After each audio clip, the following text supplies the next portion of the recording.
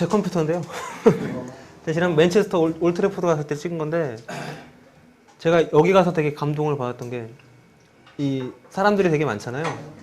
근데 보면 공이 움직이는 거에 따라서 이 고개가 동시에 다 움직여요. 그러니까 그거를 보는 것 자체가 하나의 스펙타클인데 그래서 뭐라고 해야 되나 제가 우리 아까 중계를 할 때 관중이 없는 경기장 보여주는 건 효과가 없을 거라는 얘기를 했던 것도 사람들이 경기장을 가는 목표 중에 하나가 경기를 보는 것도 있고 뭐 선수를 보는 것도 있고 하지만 그 분위기를 느끼는 것도 분명히 있거든요. 그래서 그런 부분들이 좀 많이 부러웠고 그래서 이걸 보면서 우리도 언젠가 이런 날이 오겠지라고 생각을 하고 있는데 그런 날이 올지는 모르겠습니다. 제 생전에. 그런 부분 그거 관련해서 잠깐만 DVD를 잠깐이라도 볼 수 있나요? 여기 넣기만 하면 되나요? 예, 넣고 리모컨 내서 소스 예. 그 크기로 하면 저 위에 비디오라고 안 쓸 거예요. 예.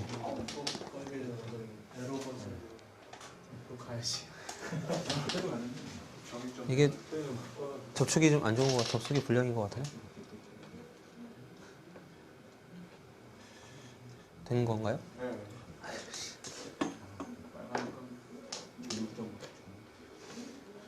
아이고. 잡고 계셔야 되겠네요.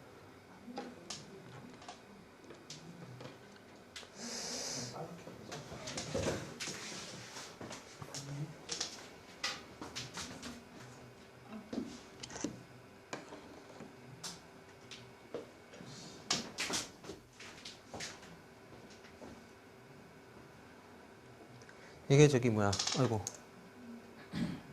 왜 이러는 거야? 경로 지점. 이구나. 예, 이게 델로이트라는 회사가 그 회계 관리 뭐 이런 거 하는 회사인데 매년 여기서 가끔 신문에 나오면 보실 거예요. 유럽 축구 뭐 부자 구단 순위 해가지고 1년에 한 번씩 나오는데 그거 하는 회사인데 이게 거기서 만든 리포트거든요. 그러니까 올해부터 풋볼 머니리그라고 이름 바꿔가지고 발표를 하는데 여기 보게 되면 이렇게 각 구단별 이제 레비뉴라고 해서 매출액 순위가 이렇게 나오는데요. 이번에 뭐 처음으로 맨체스터 유나이티드가 뭐 야구 양키즈인가 어디를 넘어서 1등을 하게 됐다고 하는데 이 액수가 따지면 100만, 1000만, 억, 그러니까 2억 5천만 유로라는 얘기거든요. 그러니까 2억 5천만 유로면 우리나라 돈으로 한 4천억 원 정도 되는데, 그러니까 한 구단이 벌어들이는 그러니까 매출액이 4천억 원이라는 얘기니까 뭐 우리는 아까 제가 150억 정도 손해를 본다고 했는데 그것만 해도 엄청 큰 거거든요. 수원이기 때문에 가능한 액수인데 이 정도로 이제 차이가 있으니까 그런 부분들을 나오는 거고 여기서 또 눈에 띄는 부분이 있다면은 이 구성이거든요. 얘네들이 그 매출액을 만들어내는 그 구조인데 뭐 얘네가 이 조사가 시작된 게 8년째인가 그런데 계속 1등이에요. 하여튼 이 팀이 그렇고 여기 이쪽을 보시게 되면은 이것도 보이죠? 이제 이게 얘네가 돈을 만들어내는 구조거든요. 보면 이게 중개권료, 이 보라색 부분 36% 차지하는 게 중개권료인데, 그러니까 아까도 제가 말씀드렸던 것처럼 TV 중개권료가 커지면서 유럽 축구 시장이 커지기 시작했다고 말씀드리는 게 이 부분이거든요. 그러니까 아까 뭐 4천억 원 정도 되는데 100만, 1000만, 4천억 원 정도 되는데 거기서 33%가 넘어가는 3분의 1이 넘어가는 거니까 한 1000억 원 정도는 이제 그쪽 중개권료에서 벌어들인다는 얘기가 되겠고, 그다음에 왼쪽에 28%가는 커머셜이라고 해서 이제 여러 가지 상업적인 사업들, 그러니까 뭐가 있을까? 유니폼 팔고 이러는 것도 다 여기 들어가는 거고, 이런 분야에서 28% 정도. 매치데이는 이제 입장료, 맨체스터 경기 입장료가 보통 한 우리나라 돈으로 5, 6만 정도 하거든요. 첼시 같은 경우는 제일 싼 게 10만 원이고, 그러니까 얘네들은 팀 성적이나 이런 것보다 그 도시, 어떤 도시에 있느냐에 따라서 가격 차이가 나요. 그래서 런던에 있는 팀들은 상당히 비싸고, 그런데 이렇게 이제 구성이 되는데, 근데 우리 같은 경우에는 이 세 개가 다 0이에요, 0. 그렇게 이해하시면 돼요. 구단 전입금이 거의 100%고, 뭐 수원 삼성 좋아하신다고 하셨죠? 수원 삼성 서포터라고 하셨죠? 예. 수원 삼성 같은 경우에도 커머셜 분야 같은 경우에 아마 거의 뭐 사신 적 있으세요? 부담금 유니폼 말고? 일반 팬들 같은 경우는 거의 없을 테고 서포터들도 그렇게 많이 사지는 않죠. 아니요, 뭐 레플리카랑 이런 것들 말고요. 그러니까 뭐 이렇게 좀 시즌별로 이렇게 목도리 같은 것도 있고 뭐. 목도리 말고 시즌별로 이렇게 좀 상품이 나오거든요. 예. 그러니까 그거는 좀 많이 사는 것 같은데 뭐 인형이라든지 이런 것들은 조금 사는 것 같아요. 네, 그런 게 좀 커져야 돼요. 근데 지금 우리 팬들은 이제 이를테면 그런 거 있잖아요. 유럽 축구 팬들 같은 경우에도 하다못해 맨체스터 유나이티드 뭔가를 가지고 있으면 뿌듯해하고 자랑스러워하잖아요. 누구 보여주고 싶어하고. 근데 국내 축구 같은 게 아직 그런 부분들이 약한데 그런 것들이 일단 이런 부분들을 많이 늘어나게 하지 못하는 부분이 되는 거고 이 경기 입장료 같은 경우에 이 매치데이 수익 같은 경우에도 수원 같은 경우는 관중이 꽤 많이 오니까 좀 많이 나아지지 않았을까 싶은데 대전 같은 경우도 그렇고 다른 구단 같은 경우에 유료 관중이 작년에 인천 같은 경우에 이건 어디 가서 얘기하지 마시고요. 경기당 평균 유료 관중 수가 1000명을 넘은 적이 한 번도 없대요. 거의. 나머지는 거의 그 발표할 때 부풀렸거나 공짜 관중들 그런 식이니까 그러니까 그 정도기 때문에 그 지금 팀들은 입장료를 가지고 수익을 내려는 생각 거의 안 해요. 그러니까 오히려 스폰서십 같은 거 쪽으로 많이 하죠. 그렇기 때문에 관중 수를 부풀리는 이유도 그런 것 때문인데 이를테면 제가 만약에 삼성전자에 가서 너네 우리 A보드 하나 해라.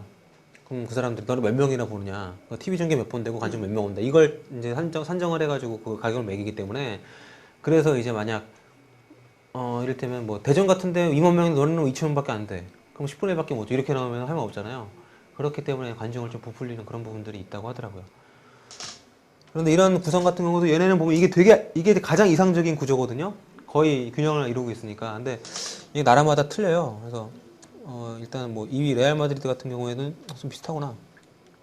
여기는 어차피 잘 나가는 팀들이고 챔피언스리그 출전하는 팀들 같은 경우는 챔피언스리그에서 넘어오는 데는 비중이 만만치가 않기 때문에 이렇게 좀 많이 균형을 맞아 들어가는데 여기 AC 밀란 같은 경우 AC 밀란이 총 3위거든요.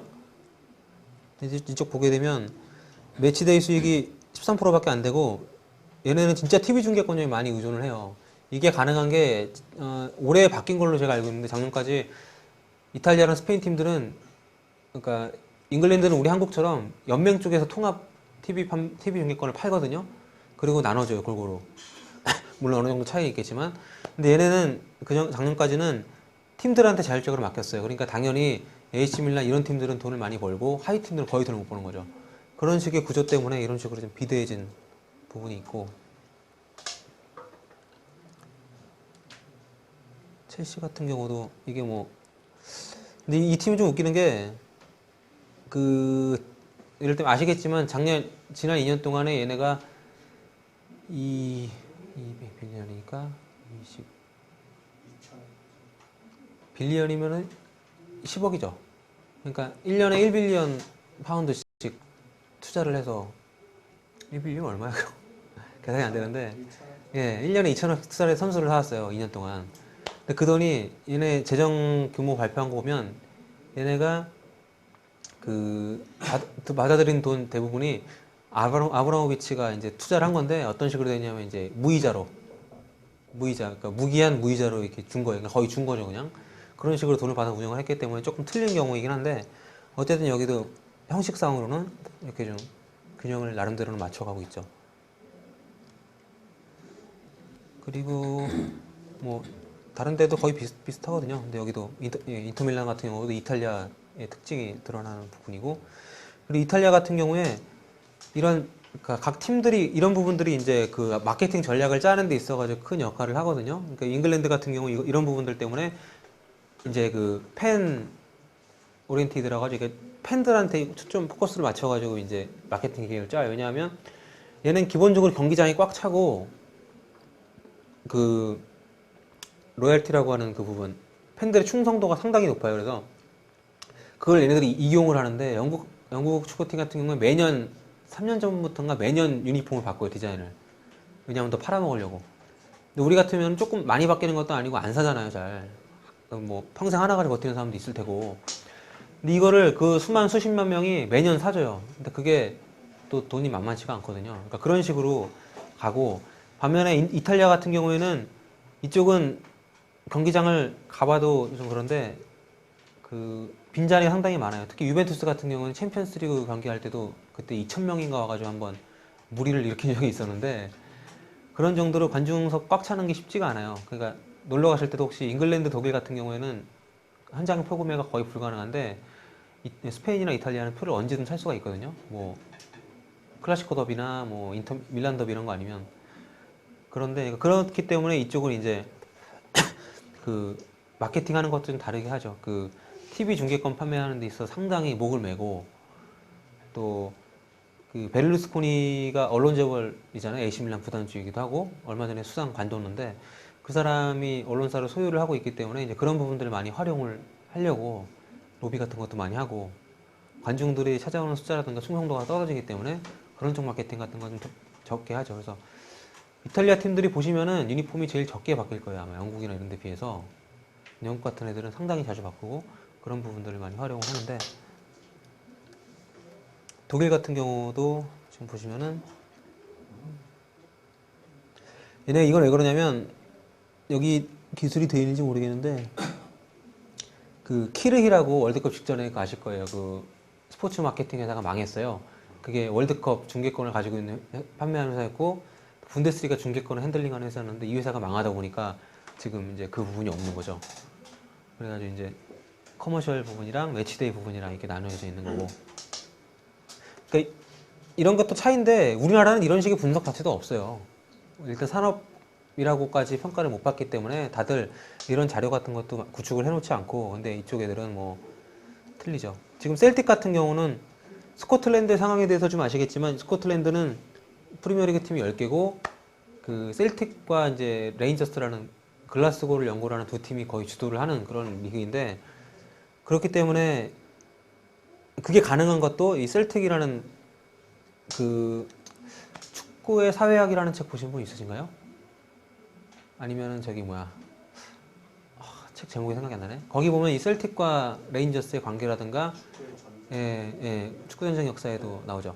그 라이벌리 같은 게 나오면서 그러니까 종교 문제라든가 운적적인 문제 같은 게 결합이 되면서 상당히 팬들의 충성도가 높은 동네고, 그렇기 때문에 이런 또 구조가 나오고, 또 여기에 맞춰서 이 사람들은 또 하는 거. 제가 영국에 있을 때 셀틱 표를 한번 산 적이 있는데 되게 감동적이에요. 이 사람들은 보통 이때 아스날 같은 경우 표만 달랑 오거든요. 근데 여기는 오면서 뭐 편지 같은 게 같이 와요. 그 보면 그냥 가족한테 하듯이 그런 식으로 참, 그러니까 고객 위주로밖에 갈 수 없는 재정 구조이기 때문에 그런 식으로 맞춰서 이제 운영을 하는데, 어쨌든 이런 것들은 다 그냥 유토피아, 남의 나라 얘기고 우리나라는 아니니까 그냥 참고하시고 언젠가 이런 나라에 오리라고 믿으면서 그냥 보시면 되겠습니다. 라치오 같은 경우도 뭐 거의 도산 나는 걸 어떻게 좀 우여곡절에도 맞긴 했지만 얘네도 구조도. 근데 이렇게 방송사에 대한 의존도가 너무 크게 되면은 문제가 상당히 크거든요. 독일 바이에른 뮌헨처럼 그 방송국이 망한다든지 그런 돌발 변수가 발생을 했을 때 팀 자체가 그 도산을 할 수가 있기 때문에 좋지 않죠. 그런 것도 있겠고, 제가 나눠드린 자료들 한번 보시면은요, 이게 이제 챔피언스 리그 얘기거든요. 다들 가지고 계시죠? 여기 이제 있는데요. 그러니까 챔피언스 리그를 뭐 참가를 하느냐 마느냐가 그 유럽 축구 산업에 있어서 상당히 큰 역할을 하는 이유가 왜냐 하면 이제 여기 이렇게 나오는 건데, 오른쪽 맨 끝에 있는 게 그 팀의 한 해 매출에서 챔피언스 리그가 차지하는 비율이거든요. 보면 이제 첼시 같은 경우에는 20%, 아스날 같은 경우는 21%까지 이렇게 차지를 하게 되는데, 이 말은 곧 이 팀이 챔피언스 리그에 출전하지 않게 되면 수입이 5분의 1이 줄어든다는 얘기잖아요. 그러니까 그만큼 비율이 크고 또 이제 그런 부분들을 이렇게 보여주고 있는데, 챔피언스 리그 우승 상금이 얼마인지는 아시죠?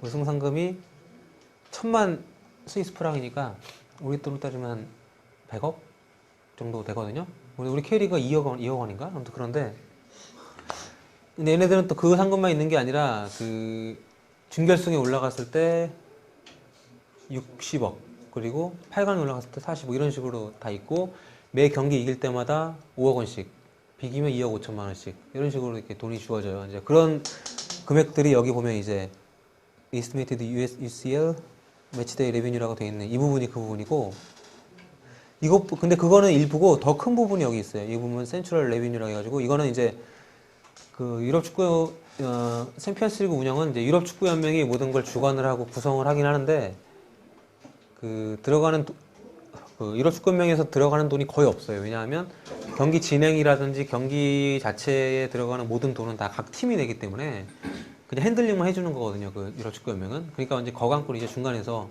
그런데 또 그거를 자기들이 먹지 않고 그 돈을 죄다 이제 돌려줘요. 자기들은 메인 스폰서 있잖아요. 그 중계 보시다 보면은 그 소니 플레이스테이션 2 이렇게 독수리 나오는 광고 그런 것도 있고 그런 식의 스폰서비만 자기들이 챙기고 나머지 뭐 중계권료라든지 이런 부분들은 다 팀들한테 돌려주거든요. 근데 돌려줄 때도 재밌는 게 이 성적에 따라 주는 게 아니라 그 해당 리그의 규모에 따라서 나눠줘요. 그렇기 때문에 영국이 가장 시장 규모가 크다고 평가를 받기 때문에 영국 팀들 보게 되면 여기 영국 팀들이 가장 돈을 많이 받죠. 이게 이제 그런 거거든요. 그 다음에 이제 스페인, 이탈리아. 그래서 보면 포르투 같은 경우에 지난 시즌에 우승을 했는데 순위 없어요. 이 안에 없어요. 그리고 저기 뭐 에이스 모나코 같은 경우도 없고 그런 부분들이 좀 눈에 띄는 부분이고. 근데 처음에는 이제 군소 클럽들이 이 부분에 대해서 되게 반발을 많이 했었거든요. 왜냐하면 그렇게 되면 너희들이 기존에 있는 축구 시장에 있는 모든 물주들을 끌고 가서 우리 말라 죽이는 거 아니냐. 그랬었는데 결과적으로 지금 막상 해보니까 또 다른 시장이 창출이 돼서 기존의 축구판에 없던 돈까지 끌어들여 와서 지금 가고 있기 때문에 상대적으로 윈윈이라고 해야 되나? 서로 밑에 애들은 밑에 애들대로 잘 가고 얘네들은 이렇게 가고. 근데 여기서 더 욕심을 내서 이제 유럽 축구 팀들이 단체를 따로 만들었어요. 독립을 하려고. 그러니까 챔피언스리그 해보니까 잘 되거든. 재밌거든. 돈 더 벌 수도 있겠거든. 그러니까 이제 G14이라고 해가지고 이제 처음에 14개 팀들이 모여서 내로라는 팀들이 모여서 이제 지금 18개까지 늘어나는데 그래도 이름은 G14이라고 부르거든요. 그 팀들이 모여서 이제 독립 리그를 이제 운영을 하려고 이제 지금은 각국 리그 성적에 기반한 팀들끼리 모여서 경기를 가는데 그렇게 하면은 레알 마드리드나 뭐 이런 팀들이 운 나쁘게 떨어질 수도 있거든요. 리버풀 같은 경우 이번엔 거의 뭐 떨어진 것 같고 그런 식으로 되는 걸 막자고 이제 잘 나가는 팀들끼리 모여서 우리끼리 그러면 따로 독립 리그를 운영을 하겠다 해서 이제 힘을 발휘를 하고 있는데 아직까지는 시기상조고 또 유럽 축구연맹 쪽에서 반대를 하고 이렇기 때문에 실행을 하질 않고 그냥 모여서 변제만 하고 있는데 이제 그러는 과정에서 이제 선수를 차출하는 데 있어서도 돈은 우리가 내는데 왜 선수는 니네가 쓰냐 이런 식으로 얘기가 나오면서 이제 네덜란드 리그 같은 경우에 선수 차출했을 때 그 기간 동안의 급여는 보전을 해주고 부상당했을 때 다 해주고 하거든요. 근데 이제 그런 과정에서 이제 우리나라도 그런 바람에 좀 휩싸여서 이번에 FC 서울이 박주영 차출 가지고 좀 많이 문제가 좀 되고 있는 그런 상황까지 가고 있는데 그러니까 이렇게 그 축구 산업의 전반적인 규모가 커지면서 그 클럽 팀들이 전반적으로 힘이 세지고 그러는 과정에서 이 전반적인 축구판의 구도가 많이 바뀌는 그런 흐름에 있거든요. 근데 우리는 아직 그런 부분이 많이 떨어져 있긴 한데 FC 서울 같은 경우에 저는 그게 궁극적으로 맞는 방향이라고 생각을 해요. 클럽의 권익이 존중이 돼야 된다고는 생각을 하는데 지금 우리 같은 경우는 아직까지 상황이 많이 다른 것 같아요. 그래서 이를테면 박주영이 스타가 되는 데 있어서 대표팀의 역할이 컸고 협회 역할이 컸고 그런 부분들이 분명히 있는 상황이고 반면에 유럽 같은 데는 그런 부분이 많이 틀리거든요. 클럽에서 대부분 스타를 만들어서 그런 부분들이 있거든요. 그런 여러 가지 거론하자면 많은 차이들이 있기 때문에 아직까지 시기상조라고 생각을 하는데 어쨌든 우리도 궁극적으로 그런 쪽으로 가야 되고 참고를 할 수 있는 부분이 있기 때문에 당장 적용하기 어렵더라도 이런 흐름들을 알아가는 게 축구 팬들 입장에서도 상당히 도움이 될 거라고 생각을 합니다. 그래서 뭐 이거는 뭐 다른 차트인데요. 나온 김에 또 말씀드리면 이거는 이제 아까 말씀드렸던 이 커머셜 부분, 그러니까 뭐 유니폼 팔기도 하고 뭐 다른 사업 같은 것도 하고 이런 경기와 TV 중계권과 직접 상관이 없는 부분들이 여기 포함이 되어 있는데요. 뭐 글로벌한 브랜드라고 할 수 있는 팀들이 많이 이름이 올라 있죠. 뭐 바이에른 뮌헨이나 마드리드, 맨체스터 유나이티드, 유벤투스 뭐 이런 팀들. 이런 것들 때문에 궁극적으로는 아마 빈익빈 부익부가 될 것 같아요. 이 바닥도 지금 이미 그렇게 되긴 했지만 왜냐하면 시장이 자국 리그는 어쨌든 포화 상태이기 때문에 더 커지는 한계가 있거든요. 그렇기 때문에 이제 그러니까 옛날 뭐 19, 20세기 때 뭐 제국주의 열강들이 나가서 식민지 만들고 했던 거랑 똑같아요. 그러니까 나가서 이제는 다른 나라 공략하는 거예요. 이제 자기 나라에서는 더 팔아먹을 데가 없으니까 이렇게 나가서 이렇게 하는데 그런 과정에서 이제 우리도 지난해 바르셀로나가 오기도 했었고 피스컵 같은 경우도 뭐 그 어느 정도 맞다는 부분이 있기도 하고 이제 이런 과정에서 이제 우리에게 직접적으로 영향이 미치는 부분은 제가 볼 때는 리그 발전에 좀 악영향을 줄 수 있는 부분이 분명히 있는 것 같아요. 그러니까 일단 저는 해외 축구 중계가 늘어나는 게 K리그 발전에 도움이 되지 않는다고 생각을 하거든요. 그러니까 저도 유럽 가기 전에 비해서 K리그 경기장을 전에는 한 2주일에 한 번씩 보러 갔는데 지금은 한 달에 한 번 정도 가는데 그 가서 보니까 확실히 경기력의 차이가 분명히 있더라고요. 분위기의 차이도 분명히 있고 경기장에 갔을 때 거기는 어디에 앉더라도 일단 옆에 있는 사람들이 그 분위기를 전해줘요. 경기장에 왔다는 분위기를. 근데 우리나라 사람들 대부분 야구 보러 간 것처럼 보잖아요. 그냥 뭐 먹으면서 얘기하면서 보고. 죄송한데요. 예. 자신감 때문에. 아. 예, 알겠습니다. 괜찮습니다. 분산권 죄송합니다. 예. 조심해서 하세요. 조심히 가세요.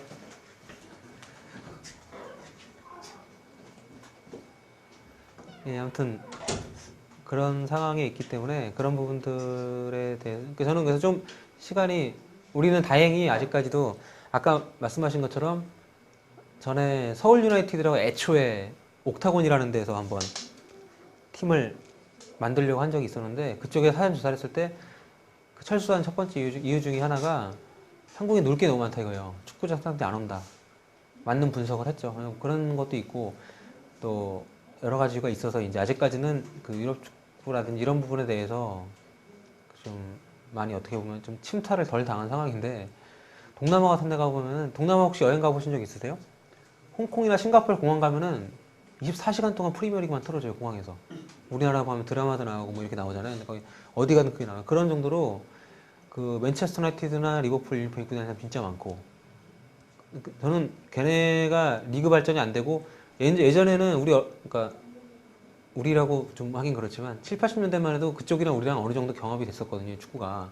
지금은 전혀 그렇지 않지만 그런 부분 중에 하나가 분명 그 영향을 받고 있다고 저는 생각을 하거든요. 그래서 뭐 총리까지 나서가지고 뭐 팀 주식을 매입을 한 해 만에 할 정도니까 우리 아직까지 괜찮은데 이게 좀 길어져야지 만약에 이게 좀 무너졌을 경우에 좀 좋지 않지 않을까 지금 같은 상황이 좀 일본처럼 자생력을 좀 갖춘 상황에서 좀 해야 된다는 생각이 들고요.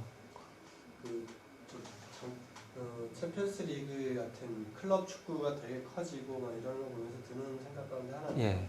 여기 계신 분들이 하면 어떻게 생각하실지 모르겠지만 오히려 이제 상황이 저렇기 때문에 그 제3세계 우리나라 같은 나라에서는 국가대표 그러니까 월드컵에서 예. 기회가 더 많아지지 않냐라는 생각이 좀 들더라고요. 예. 그러니까 선수 차출 같은 문제들도 뭐 G14 같은 것들이 그래서 압력을 넣어서 결국 예. 피파에서 그런 것들이 많이 밀려 있는 상황이잖아요. 네. 조항을 보면 뭐 선수 차출하는 기준이라든지 일단 보상이라든지 그렇게 되면은 월드컵에서 이제 한국도 상황이 올라가고 작년 같은 경우는 그리스도 이제 예. 우승하고 이러는데 이런 어떤 기본적인 흐름은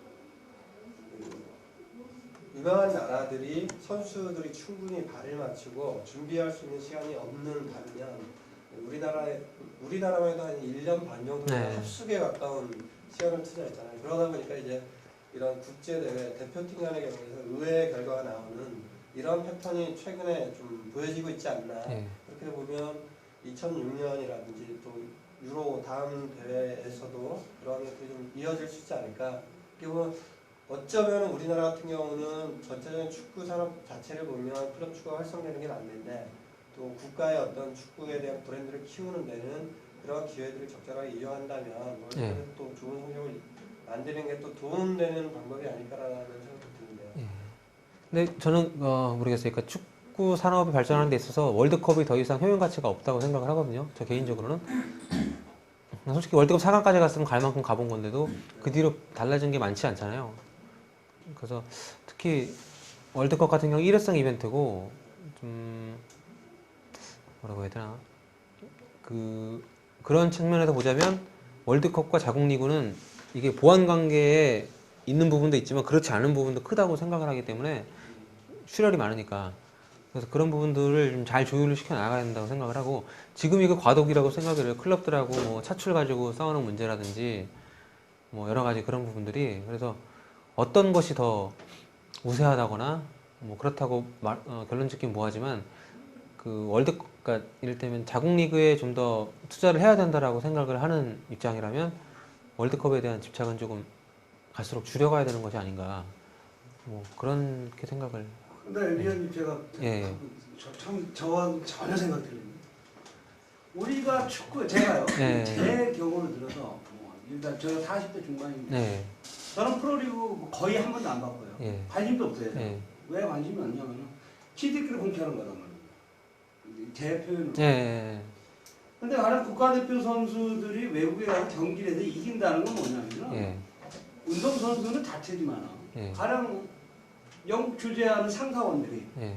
응원도 할 수 있고 예. 이겨줌으로써 자기들이 활동하는데 도움도 되고 국가대표 선수가 이겨준다. 예. 근데 가령 져봐요. 그러면 도움이 안 된단 말이에요. 그러면 저는 제가 볼 때 우리나라 축구를 지금 어떻게 봐야 되냐 모든 부분이 마찬가지예요. 예. 지금 국제 경쟁이 아주 무한대 경쟁에서 축구는 20위권입니다.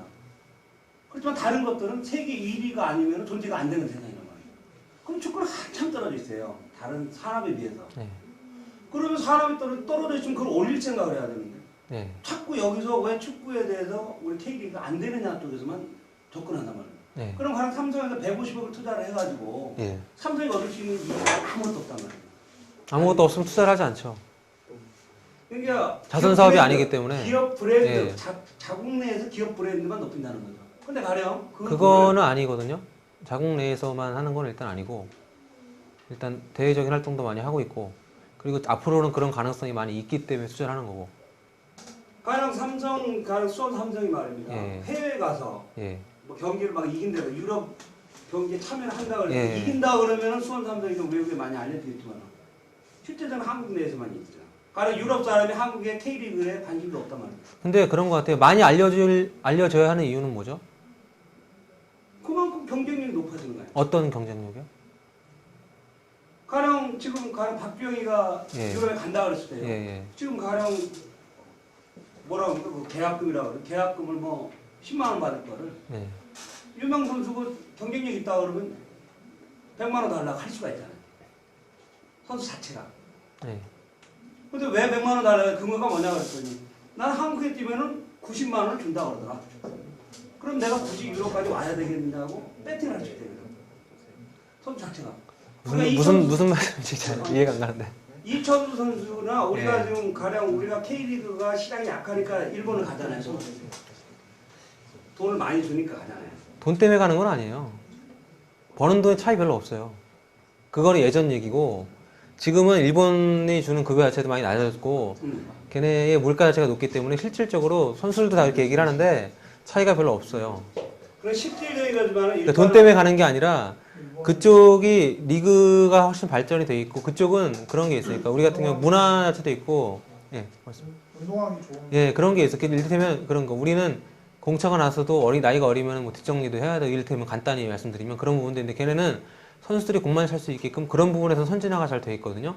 그런 얘기를 듣게 되면 선수 입장에서는 그런 데 가고 싶어 하고 또 외국을 나갔을 때 국내에서 봐주는 시각이 달라지고 대표팀 발탁될 가능성도 높아지고 또 유럽으로 갈 수 있는 가능성도 높아지고 이런 부분들 때문에 가는 거지 단순히 돈을 많이 준다는 메리트는 예전 노정윤 선수나 이런 시절 홍명보 선수 갈 때 이 무렵까지는 통용이 됐는데 지금은 우리 선수들도 많게 받으면 4, 5억까지 받거든요. 국내에 있으면서.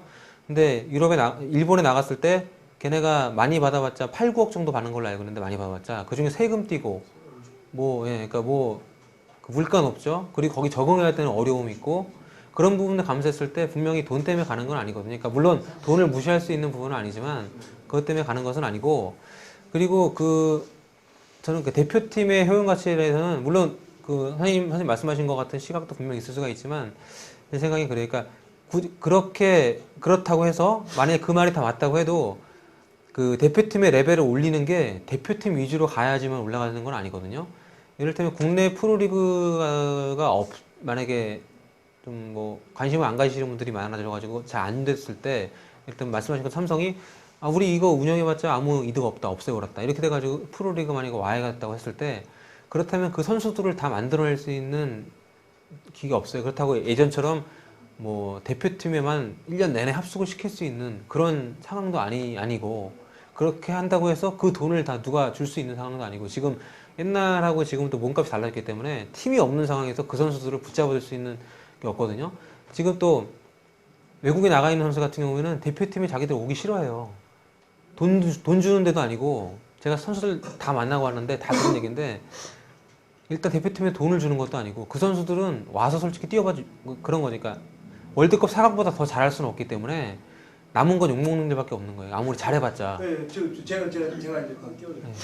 나는 안정환이가 이번에 그 몰디브전을 부상당해가지고 예. 3개월 동안 입원했었는데 예. 축구협회에서는 관심도 없었다고 하더라고요. 예. 제가 그거 보니까. 그건 본인 말이죠. 네, 그거 본인 말이고 또 실제 그렇겠죠.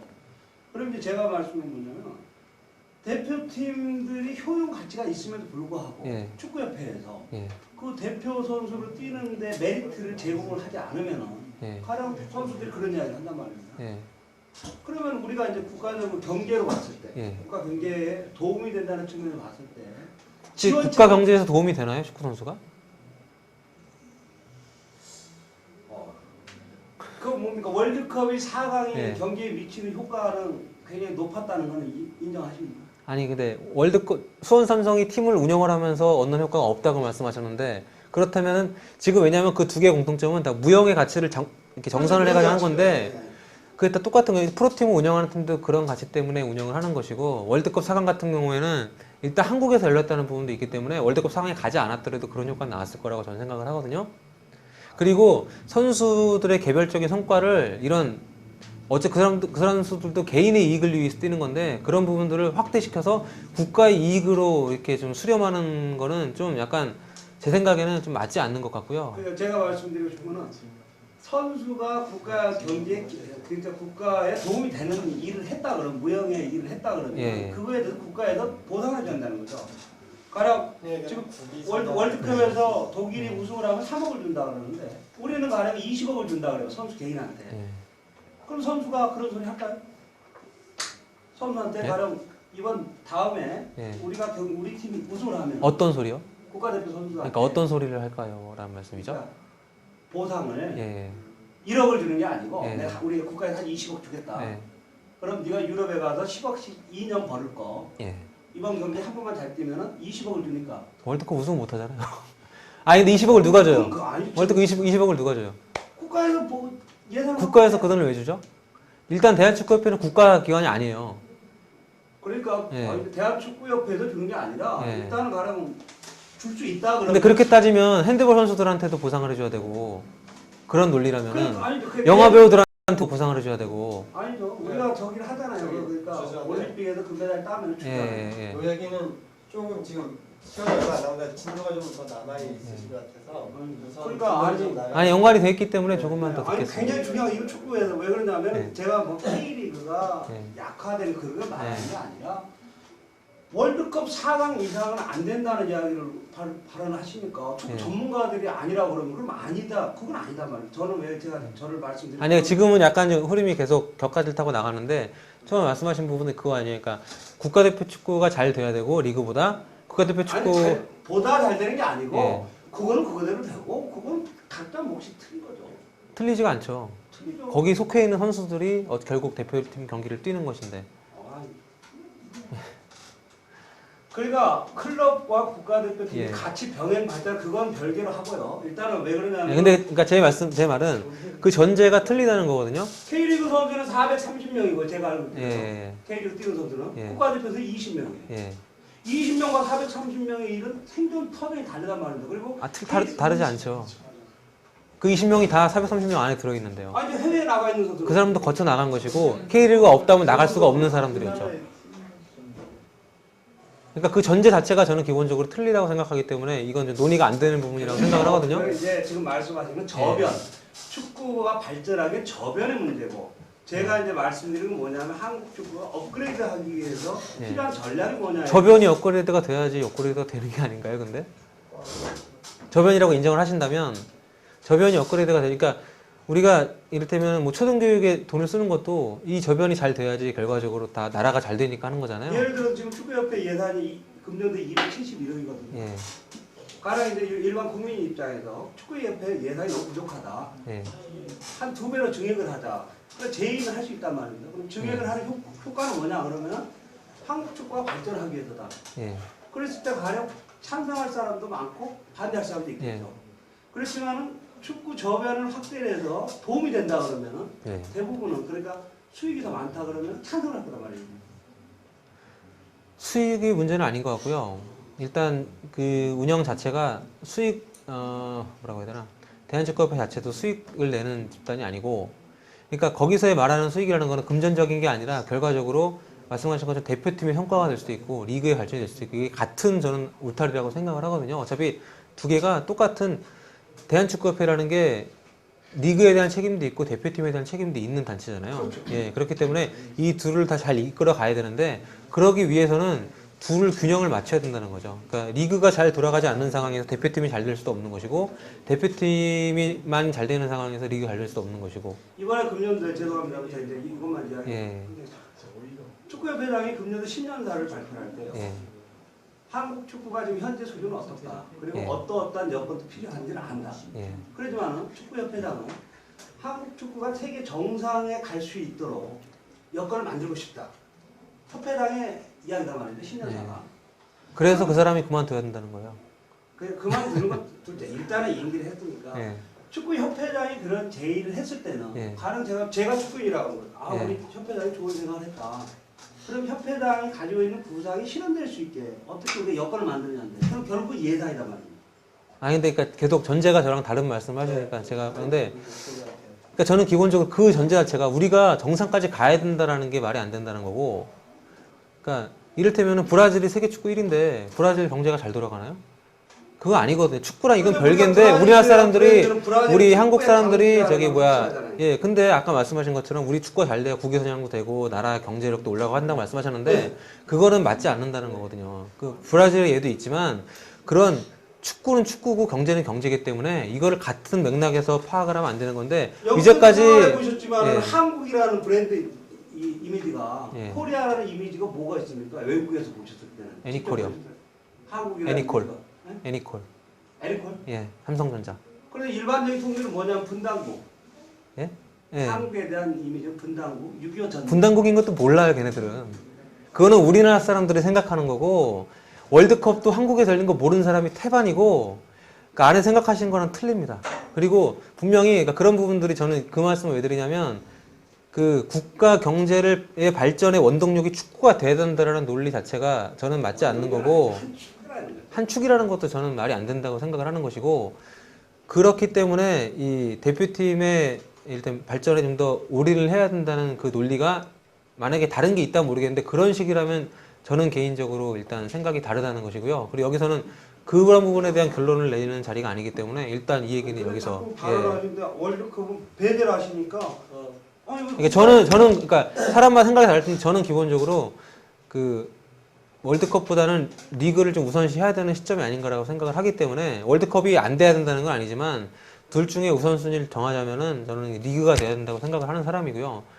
그렇기 때문에 또 그러니까 월드컵 같은 경우 우리가 이미 한번 해봤잖아요. 4강까지도 해봤고, 그런데도 그 뒤로 큰 변화가 없었다면 이번에는 한번 좀 리그에 좀 더 투자를 해서, 투자라는 게 또 금전적인 것만은 아니지만, 그 변화가 얼마나 경기장이 10개나 늘어나 있고 K리그가 기본적으로 활성화된다는 다 이제 알게 됐는데, 또 가령 관심이 없는. 예, 그런 부분들은 분명 맞아요. 왜냐하면 월드컵 때문에 경기장에 K리그 보기 시작한 사람들 많거든요, 분명히. 그럼요. 예, 근데 저는 그런 것들이 장기적으로 이제 그 K리그 쪽으로 넘어와서 이 리그가 발전이 됐을 때 이게 다시 리그 쪽에서 협회나 대표팀 쪽으로 줄 수 있는 피드백이 더 크다고 생각을 하기 때문에, 그런 차원에서 당장 대표팀 위주로 너무 돌아가기보다는 리그 쪽에 어느 정도 좀 역할을 좀 줘야 되지 않느냐. 그래서 제가 축구협회 게시판에 제가 그런 글을 올렸거든요. K리그에서 관중몰이를 하는 방법 딱 하나다. 제가 이제 제시하는 겁니다. 경기가 재밌으면 간단 말입니다. 그거는 아닌 것 같아요.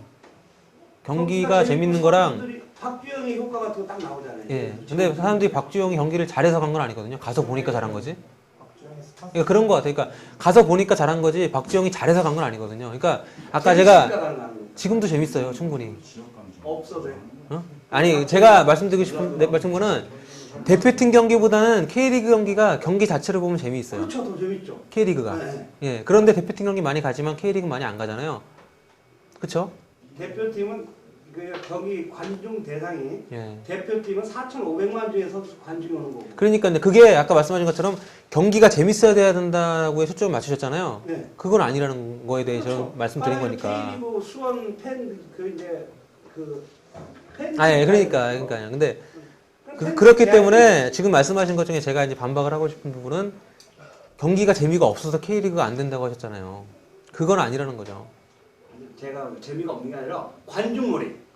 그러니까 지금 바라시는 게 예. K리그도 사람이 꽉 차고 사람들이 막 열광하는 분위기를 지금 아까 처음에 보여준 그거 아닙니까? 우리도 맨체스터처럼 많은 사람이 축구에 몰입할 수 있는 그런 게 바람직하시다고 제시를 하셨고, 그럼 그 방법이 뭐냐 이겁니다. 어떻게 하면 우리가 맨체스터 같은 그런 우리 K리그를 만들 거냐? 지역 감정. 그러면 결국은 선수들이 예. 팬들한테 재밌는 경기를 보여줘야 한다는 거예요. 아, 재밌다니까요. 경기장 한 번도 안 가보셔서 그런 말씀 하시는데 재밌어요. 근데 지금도 제가 지금 약간 불만해가지고 있는 거 뭐냐면 그 대표팀 위주의 경기를 보시는 분들이 K리그를 비난하는 데 있어서 제가 무슨 K리그 뭐 지킴이를 하자는 것도 아니고 경기장을 안 가보고서 K리그가 재미없다고 한다는 거예요, 문제는. 예를 들어서요. 지금 가령 우리가 아니, 그러니까 지금 K리그 재미없다고 말씀하셨잖아요. 안 가보셨잖아요. K리그가 재미가 없어. 제가 재미없다는 표현을 안 하는 게 아니라 제가 안 가는 거죠. 왜? K리그는 아니 제가 K리그를 가서 봐야 될 이유는 없잖아요. 제 입장에서. 예. 그럼 내가 재밌으면 간다는 거죠. 보시고 말씀을 하셔야지. 우리가 아니, 근데 재밌다니까요, 지금. 여기까지 그러니까 이게 지금 전제 자체가 틀리기 때문에. 다르시기 때문에 네. 서로 이제 처음부터 약간 매니아는 아니었어요. 그냥 재미없고. 근데 가서 보면 재미있어요. 그러니까 가보시면은 가면 매력. 어느 정도 동감을 하실 겁니다. 그런 무슨 일이랑 마찬가지 아닙니까? 자기가 같이 예. 가지면 그 재밌는. 근데 그러니까 그렇기 때문에 이 논의는 일단 진행이 될 수가 없는 거니까 일단 여기서 적고요. 근데 제가 볼 땐 예, 여기 적겠습니다. 오늘은. 예, 여기 적겠습니다. 죄송합니다. 지금 토론 자리가 아니기 때문에 일단 여기 적고. 그러니까 그 저는 기본적으로 그러니까 리그 우선주의 이런 것까지는 아니지만 그 뭐 축구가 잘 돼야 된다는 원칙에 동의를 한다면 기본적으로 리그가 어느 정도 받쳐줘야 된다고 생각을 하기 때문에 그런 말씀 드린 거고요. 저도 인정합니다. 일단 뭐 이 얘기는 여기서 적기로 하고 뭐 상당히 시간이 많이 지나가는데 그 자료 같은 경우는 일단 제가 뭐 책 같은 것도 많이 있고 한데 되게 자료들이 보통 이런 자료들이 많아요. 근데 한국에서는 이런 자료들이 거의 없거든요. 팀들이 어떤 식으로 운영을 하고 어디에 돈을 투자를 하고 어디에 어떻게 돈을 쓰는지가 나오질 않는데 그쪽엔 그런 자료도 되게 많아요. 근데 그 중에서 이제 가장 대표적으로 우리가 이제 파악할 수 있는 게 이 부분이라서 제가 이걸 보여드리면서 말씀 좀 드렸던 거고요. 근데 우리 같은 경우는 이런 식으로 이 분류를 할 수 있을 만큼의 레비뉴가 나오질 않기 때문에 그 아직 산업 구조 자체가 형성이 안 됐다는 것을 또 대비적으로 알 수 있는 부분이고 또 무슨 얘기를 해야 되나? 좀 약간 길을 한번 잃어가지고 네. 이거 잠깐 틀을 수 있으면 좋겠는데 이것도 영화인데 제가 이거를 왜 가져왔냐면 이게 피오피치라고 보신 분도 있으실지 모르겠는데요. 그 뭐 아스날 팬으로 평생을 산 이런 사람 평생이라고 할까 그러지만 그런 사람들의 뭐 얘기를 좀 그린 건데 보면 제가 이 장면을 보여드리고 싶은 건 뭐냐면 그 유럽 축구장 경기장 주변의 분위기하고 그리고 그 경기장에 처음으로 이제 찾아간 소년이 경기장 분위기 어떻게 빠져드느냐 어떻게 팬이 되느냐를 상징적으로 묘사한 부분이 있는데 그 부분이 되게 좀 인상적이어서 좀 보여드리고 짧게 말씀드리려고 했었거든요. 근데 시간이 뭐 조금 더 말씀드려도 괜찮나요? 이거를 어떻게 해야 되나? 이건 리모컨 따로 없는 아니면은 그 뭐 이렇게 좀 음식도 먹고 서로 할 수 있는 그런 분위기들 경기 전에 팬들이 주로 모이는 뭐 펍에 모여서 경기 얘기도 많이 하고 이렇게 여가를 보내는 모습들이 익숙해져 있는 그런 사람들의 그걸 좀 보여주면서 꼭 그렇게 갈 필요는 없지만 우리도 지금처럼 정말 축구를 즐기는 사람들이 별종처럼 취급받지 않고 정말 다들 사이좋게 모여서 이렇게 얘기할 수 있는 그런 때가 오면은 얘네들처럼 이렇게 좀 그런 영화 속 그런 분위기에 빠질 수도 있겠고 그런 산업 구조 같은 경우도 좀 확립이 돼서 좀 더 재밌게 즐길 수 있지 않을까 뭐 그런 생각을 전해드리고 싶어가지고 자료를 했었는데요. 뭐 일단 DVD는 오늘 뭐 그렇게 됐습니다. 그래서 그러면 혹시 이거 근데 보고 싶으신 분 있으시면 저한테 이거는 그 파일이 있으니까는 그렇게 하면 될 것 같고요. 풋볼 파이터리 같은 경우에도 되게 좀 거칠긴 한데 훌리건이 어떤 것인지 한국 사람들 솔직히 쉽게 이해하기가 어렵거든요. 훌리건이라고 말은 하지만 훌리건은 범죄자예요. 그래서 그냥 극성 팬이 아니라 범죄자고 왜 이 사람들이 범죄자를 불리는지에 대해서 저는 소개를 해드리고 싶었는데 그런 부분들 혹시 보고 싶으신 분 있으시면 뭐 제가 빌려드리거나 뭐 할 수 있으니까요. 근데 자막은 없는데 언제 한번 이렇게 좀 해줬으면 좋겠고. 훌리건들도 일반 시민들 아닙니까? 예, 근데 그런 걸 직업적으로 하는 사람들이 많이 있어요. 헐리건 중에. 그래서 하나의 조직이기 때문에 그 조직을 이끄는 사람들도 있고.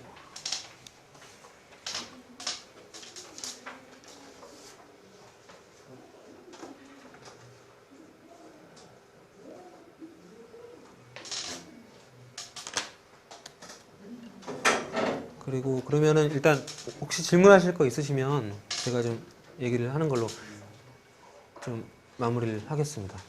불을 좀 켜도 되겠죠? 잠시만요. 제가 일단 저기 이메일 주소 하나 적어 드릴게요. 이거.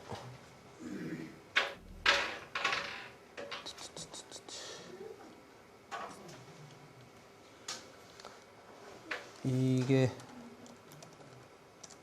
제 이메일이고요. 글씨가 이렇게 작아. 안 되네.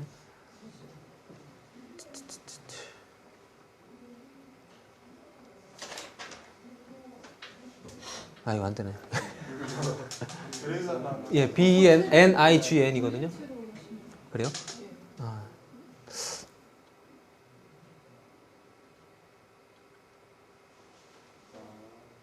TV밖에 안 되는구나. 예. 그냥 불러주시면 돼요. 예. 화나잖아요. 베리 예, BENIGN 7이고요. 이렇게 뭐 혹시 궁금하신 거 있으시면은 예. 질문. 네. 이번에 그 매 시즌마다 보면 리그 끝나고 이렇게 리그 랭킹을 매기잖아요. 예. 근데 이번에 그 프랑스하고 독일하고 랭킹이 이렇게 바뀐 걸로 알고 예, 있어요. 예. 그 독일 축구가 뭐 분데스리가도 그렇고 뭐 출시된 이유는 다른 조금이라도 알고 있잖아요. 예. 선수 유통이 뭐 그렇고. 하긴 프랑스 같은 경우에 한 3년 전부터 예. 되게 강세였던 것 같거든요. 그 이유를 어떻게 생각하시는지 궁금해요. 그러니까 기본적으로 돈이 일단 첫 번째 원인이 되겠고요. 아까 키레이 미디어 파산 얘기를 잠깐 드렸습니다만 그것 때문에 그 수입이 엄청나게 줄어들었어요. 독일 팀들이. 그 과정에서 일단 수입이 줄게 되면은 팀 운영에 어려움이 있기 때문에 선수 영입하는 데 있어서도 일차적으로 가장 큰 문제가 되고 그 도르트문트가 로시츠키 영입한 게 아마 그 독일 축구에서는 가장 마지막